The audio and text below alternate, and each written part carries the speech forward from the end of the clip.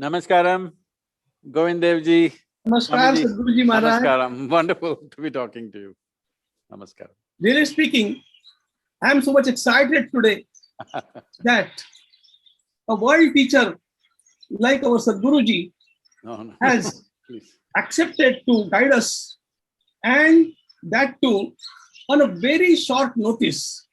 I apologize that I should have requested much earlier, but it's your grace only that you accepted it.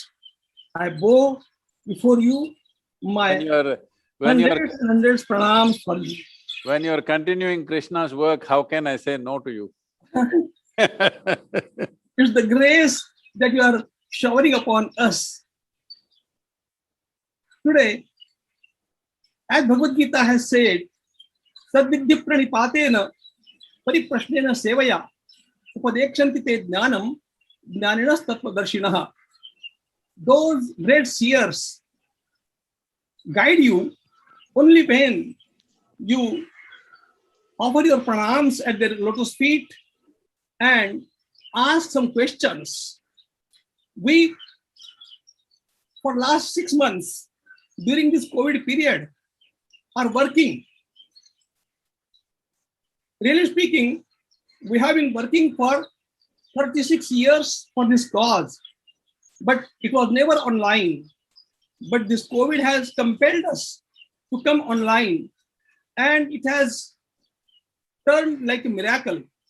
We reached around 80 countries, and more than 1 lakh kids, almost kids, some parents have learned by heart 2 chapters from Bhagavad Gita. Wonderful. This is being done by selfless workers who are not paid at all. They are all only honorary workers. They are Krishna Bhaktas, they are the Karyakartas only. And we are doing this through 11 languages. And today, it's grace of God that we have found a world teacher like you to guide us. In the beginning, I want to ask one thing.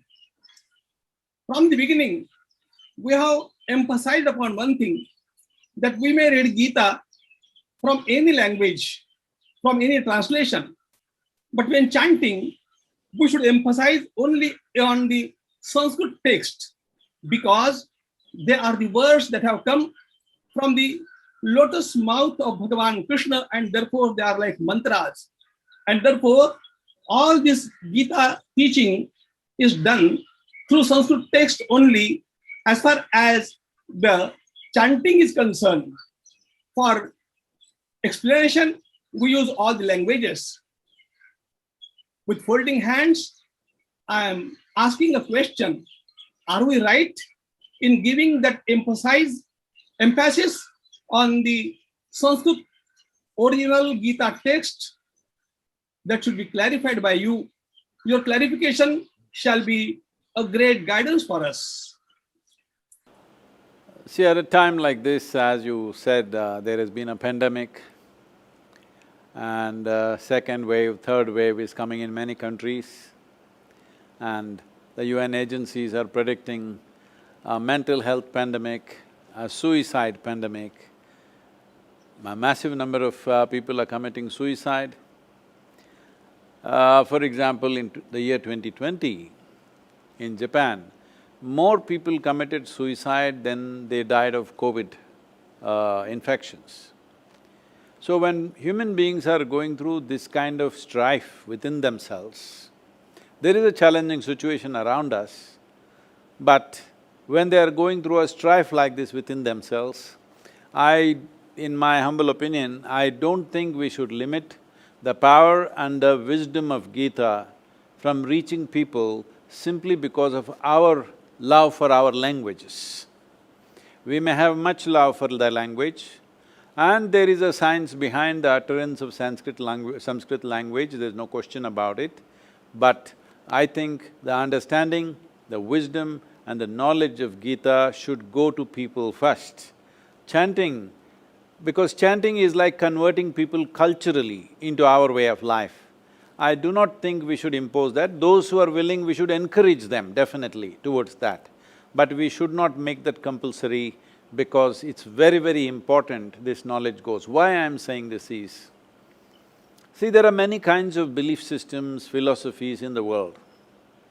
But in my opinion, I clearly see this, that for the next generation of people, this… in India, our way of looking at things is we look at the divine as an empowerment for us so that we heighten ourselves and function at a higher level.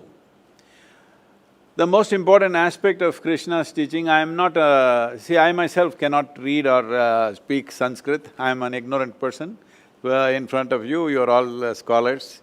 So, I would be restricted by this. So in my opinion, for me, the most significant aspect of Gita is the Vishwarupa Darshana that Krishna bestows on Arjuna. Whatever he spoke, how much ever wisdom was there, still Arjuna went on asking questions because this is the nature of human mind, it will go on investing in more doubts and more… picking more and more loopholes somewhere.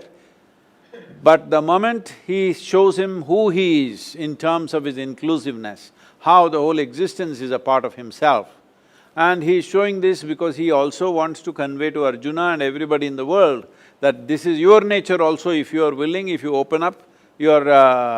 the dimension of your existence, you could experience everything as yourself. For me, that is the only thing that's been my guiding post, that ultimately the word yoga means union. For me, the ultimate expression of yoga is Krishna, because he displayed it. The most crucial aspect of entire teaching is that he is able to show Arjuna that the entire universe, irrespective of plants, animals, this, that, planets, everything is a part of me, because this is the nature of human consciousness. This rising of human consciousness or raising of human consciousness is very, very important, because morals, values, ethics all stand by us when things are going well. When there is crisis or when there is mortality hanging in front of our face, the only and only thing which takes us beyond that is really human consciousness, which is all-inclusive, and this is what Krishna represents for me. So in that sense, this must reach maximum number of people. Anything that impedes this reach must be taken away. As you said, this online thing has been a miracle, that what you cannot do physically, suddenly now, why if you could reach 10 people physically, now you're reaching 1,000 people online.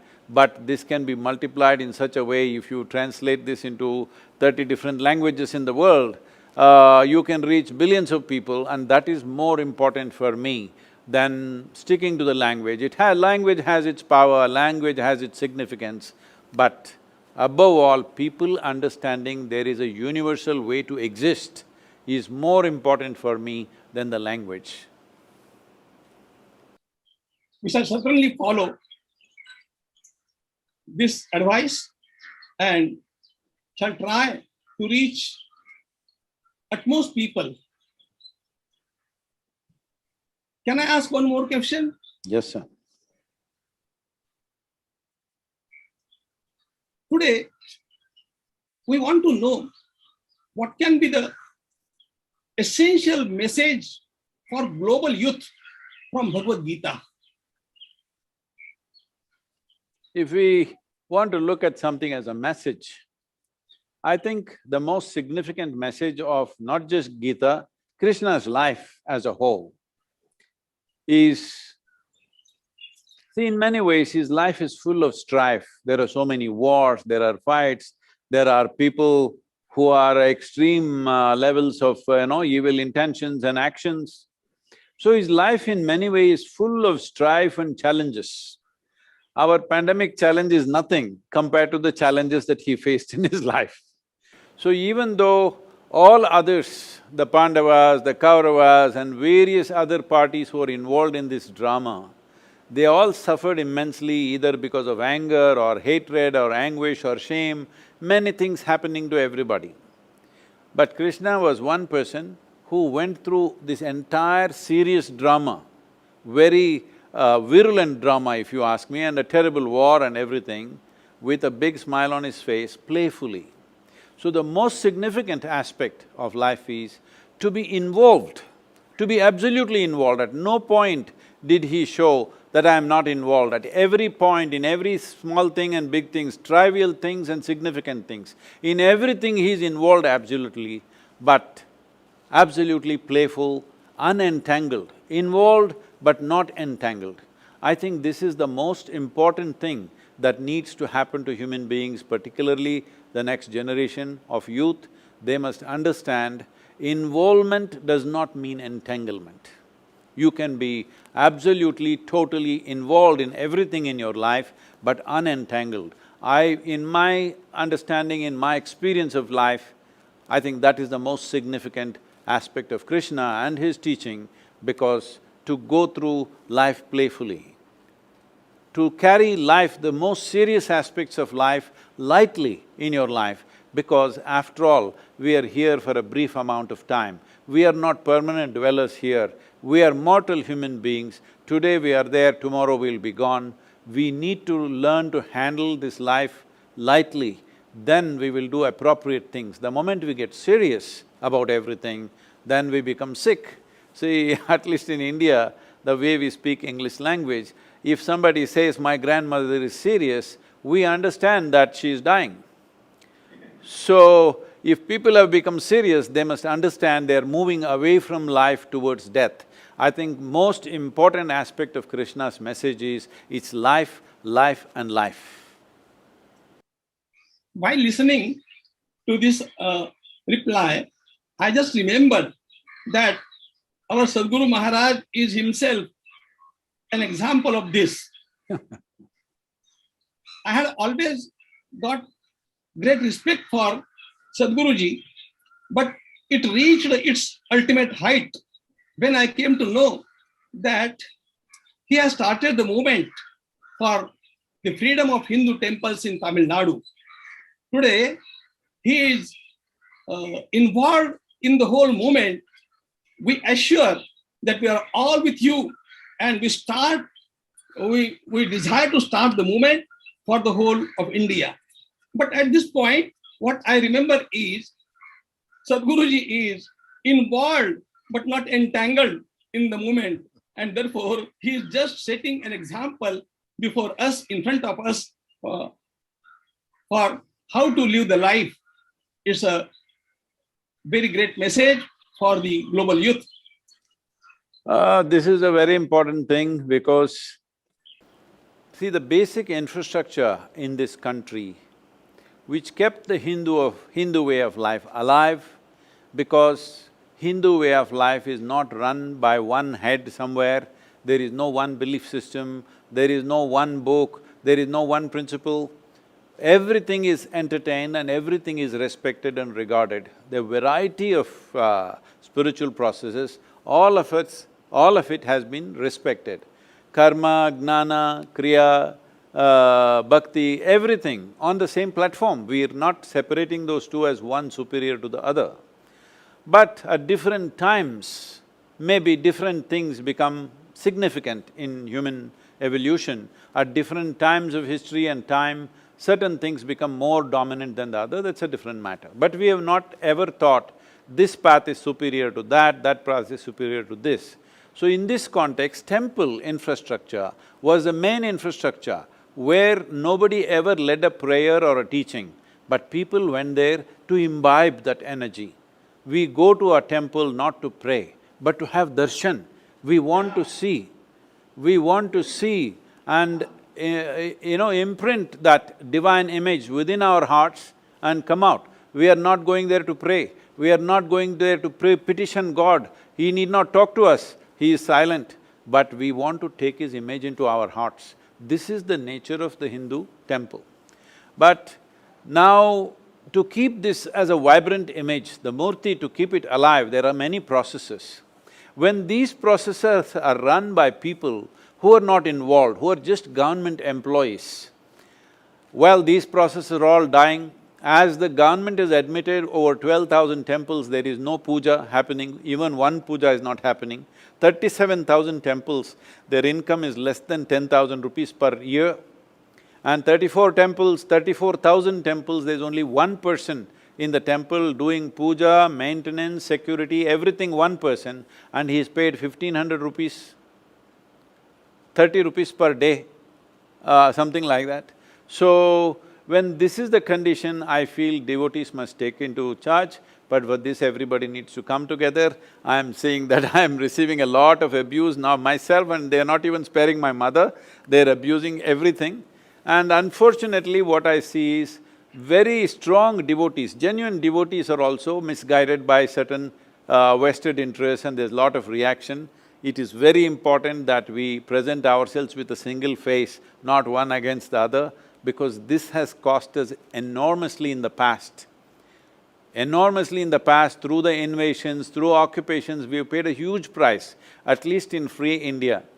We are going to complete 75 years of independence. It is time we come together as one force. It is not necessary. We are not made like this in the Hindu way of life. You have to agree with me, I have to agree with you, not necessary. There may be many things I don't agree with you, many things you don't agree with me. This is perfectly fine. We need to understand Krishna's life is an example. Though he is standing there as a divine embodiment, still Arjuna can ask him 100 questions. He is not telling him, just shut up and listen to me. He is answering every question, all right? So this is the nature of our culture. It is not necessary we have to agree with each other, but still we must understand the fundamental purpose is same. So we should not go in divergent ways, which unfortunately is happening in the country. I hope we come to our senses and function as one unit, because the demographics of the nation is changing in such a way. At this time, I am not even thinking of my culture, your culture in that sense. I am seeing that this is the only culture which allows seeking for truth. Everywhere else, everything is written down, you either believe it or you're dead kind of attitude. Here, even if God himself comes, we can question him. Where else is it possible that you can question God, you can ask 100 questions to God, where else is it possible? This is the only culture. So I am saying, for future generations, the only thing, the only and only thing that will be relevant for the world's youth for all the youth in the world is this Hindu way of life, not as a religion, not as my culture, you must take it, not like that, but as a teaching, as a guidance. There is no other guidance in the world which is universal and inclusive. Let us keep it inclusive and universal. Let us not make this you versus me, because there is no you versus me. You can worship a stone, I can worship a tree, but both are devotees. This is the nature of our culture, we must keep it that way. Yes, Sadhguruji, our Indian culture has always said, vasudeva kutumbakam, the world is one family, and therefore nothing is thrust upon anybody. Everybody can have his own way. Now, today, we received a light from you that we don't go to the temples just for praying, but we go there for getting our batteries charged. This is a new concept at all, totally, and therefore we are grateful. And people may abuse or people may say anything, but we all are your followers, and what you are doing for this country, for this nation, and for the humanity at large is quite necessary today, and we shall try to follow your footsteps, definitely. Govind Giriji, I am not talking about abuse as a problem for me, because I am made like this, neither somebody's abuse nor praise either rises me nor puts me down. I am who I am for what I am. That is not the issue. But the problem is, right now there is an express need in the world, as you are doing, spreading the Gita teaching through online for 1 lakh people, whatever. 1 lakh people is not enough, 1 billion people, 5 billion people needs to happen. If this needs to happen, it is important that we don't get against each other and unnecessarily impede the work. because in this generation, if we don't do it, our own youth will lose it. Once our own youth have lost it, you can't take it to the rest of the world. I very strongly feel, if this spiritual seeking has to live, we have a significant responsibility in the next 20 to 25 years. If we don't do this work, after that it could be very late to revive that.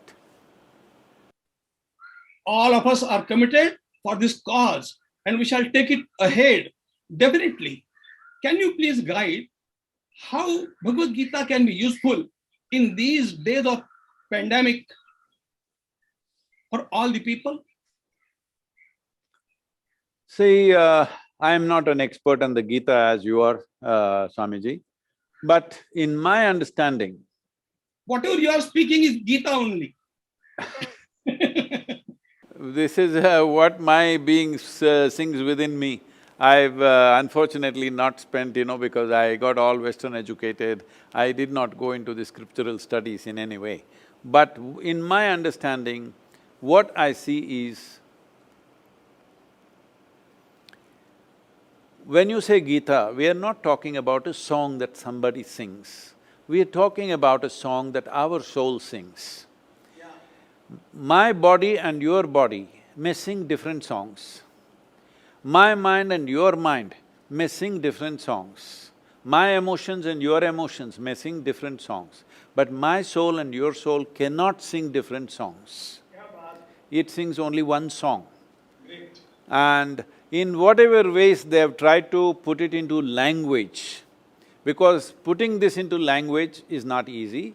I personally feel it's almost nearly impossible. You can talk around it, the real song can never be put into words.